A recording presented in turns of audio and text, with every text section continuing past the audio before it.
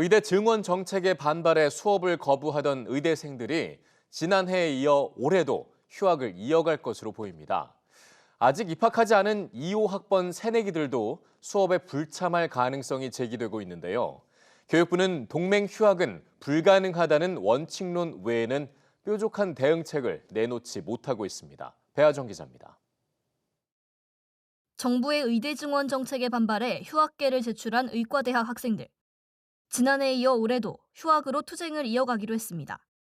전국 40개 의대 학생단체인 대한의과대학 의학전문대학원 학생협회는 내부 공지를 통해 지난 4일 임시총회에서 2025학년도에도 휴학계 제출 방식으로 투쟁을 진행하기로 의결했다고 밝혔습니다.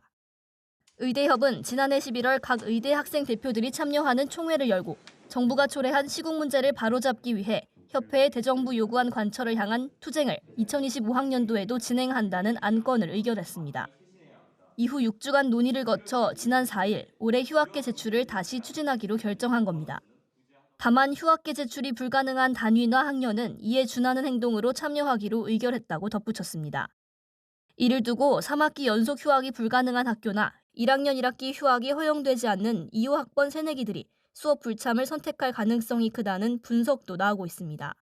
증원이나 잘못된 정책으로 가장 피해를 받는 학생들은 어떻게 보면 재학생보다 신입생이라고 생각을 합니다. 정부나 어른들의 잘못으로 이런 상태에서 입학을 했는데 학생들도 결국에 자신이 받게 될 교육 상황 이런 것들을 알게 된다면 비슷한 결정을 하지 않을까. 지난해 2월 정부의 의대 증원 방침에 반발해 휴학계를 제출한 이후 대부분 복귀하고 있지 않는 의대생들. 교육부는 학칙상 3학기 연속으로 휴학할 수 없어 휴학계를 제출했던 의대생들이 올해 1학기에는 복귀해야 한다는 입장입니다. 또 동맹 휴학이 불가하다는 기조에는 변함이 없다고도 밝혔습니다.